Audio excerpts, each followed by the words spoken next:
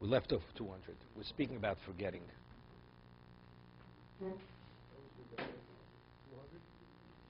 David introduces the question, draws us into overtime, then we're in overtime. Okay.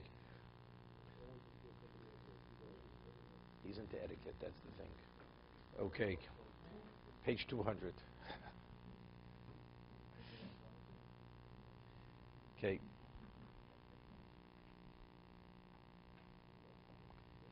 He spoke about the value of memory, that if a person has to appreciate, a person would not have memory, regardless of the level of intelligence you have, you cannot function as a human being.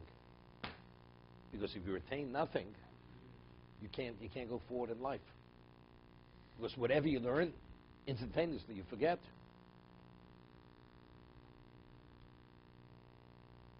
So what's the value of forgetting?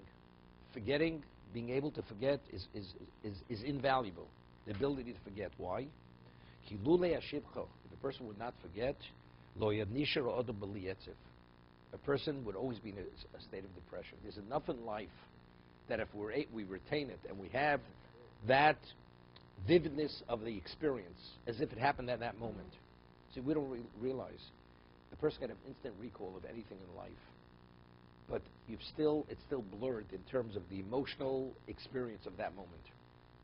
Right? You could remember in detail every aspect of a tragedy that took place in life, but factually, the person's not experiencing then what he experienced then.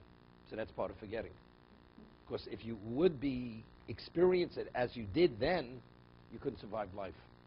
The Gemara says that one of the gifts which Hashem gave was forgetting. Because a person could not survive the pain of the death of a loved one. The grief would be so deep, a person couldn't survive it. So he's saying something similar here. A person would always be in a state of depression, of melancholy.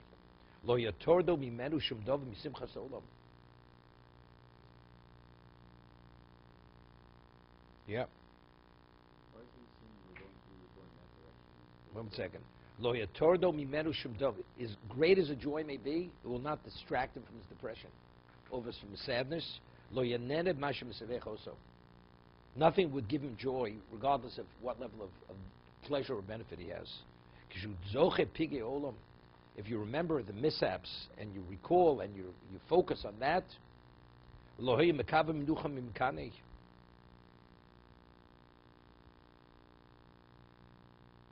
he said, a person will have no respite from an enemy. Yeah,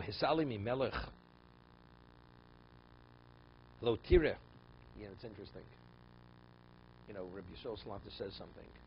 The furthest distance in existence is between the mind and the heart. Right? It's a famous word from Rabbi Yisrael. We can know things and we can appreciate things, but to be able to internalize it, it's a whole different level. But that's part of this. You know, there's an expression, a person says, it's on the back burner.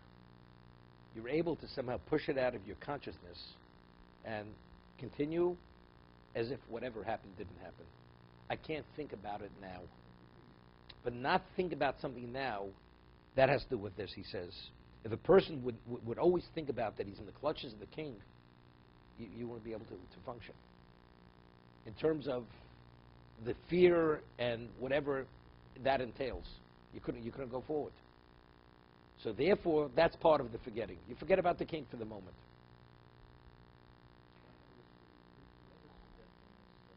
Right after it was, no. Right when it was decreed that Adam has to die, after he ate of the tree of knowledge. At that moment, when death was introduced into existence, at that moment, because you have to be, otherwise a person couldn't survive that. So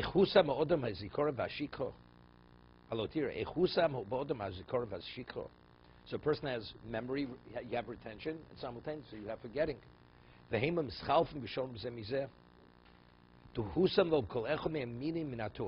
one has its value. Without memory, you cannot function. You cannot go forward as much as an iota. But without forgetting, even with the function of retention, so it's really contradictory. You remember everything, you know. Person say, let go already, forget.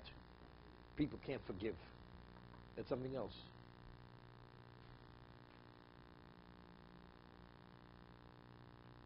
to be continued.